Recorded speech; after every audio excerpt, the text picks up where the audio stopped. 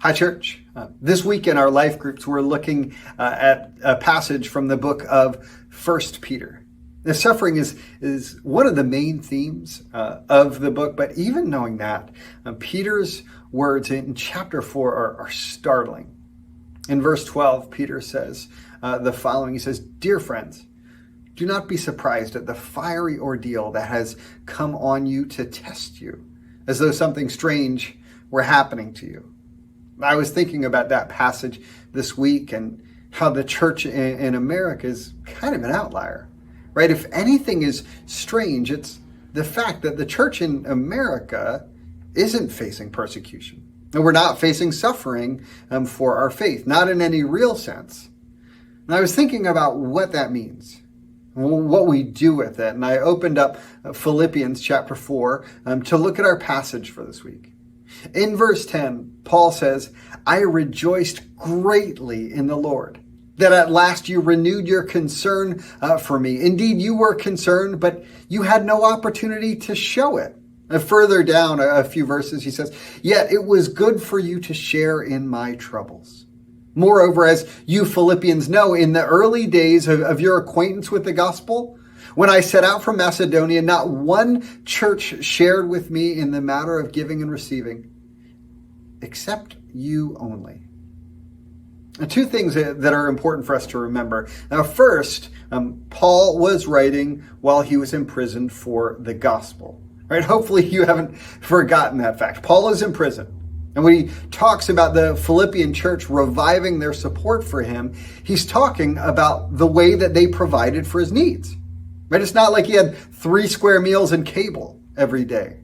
His sole support came from communities of faith like this small church in Philippi. Now here's the second piece. As we've seen throughout this letter, Paul is writing to encourage them, right? Because of their own hardships and the challenges that they were facing. Like their faith in the gospel was costly to them in so many ways. And yet they didn't say, "Sorry, Paul. Hey, we'd love to help you, but we've got our own problems." They didn't say, "Well, we'll dig in once we get out of this mess." No, they provided Paul whatever he needed. That brings me back to 1 Peter. From a biblical and historical perspective, it's strange for us, Christians in America, to be exempt from suffering for the gospel. That's not the case for so many Christians worldwide. Am I suggesting, therefore, that we should manufacture suffering, that we should go out looking for it? No. Rather, we should use our current privileged and resourced position to help our hurting brothers and sisters. It sometimes surprises us to hear that more Christians died for their faith in the 20th century than all the other centuries of church history combined. A 2020 article in Christianity Today shared that every day 8 Christians die for their faith. Say that again. Every day 8 Christians die for their faith. Every week, 182 Christian church buildings are attacked. Every month, 300 Christians are imprisoned unjustly. An organization called Open Doors ranks the 3 countries where it's hardest to be a Christian: North Korea, Afghanistan, and Somalia. And what if at the end of this devotional, when we were done, you just took 2 minutes or 3 minutes to pray for our brothers and sisters in these countries, to pray for them that they would continue to advance the gospel boldly, and for God's protection over them as they do so.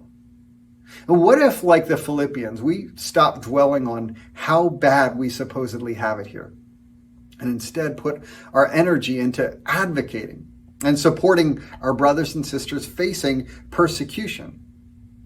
What if we began allowing our identity in the family of God to define and determine our affections and actions towards our brothers and sisters around the globe? What if we learned from their example, and rather than agitating or complaining, we put our heads down and continued to focus on our calling to share the gospel and make disciples? Grace and peace, church.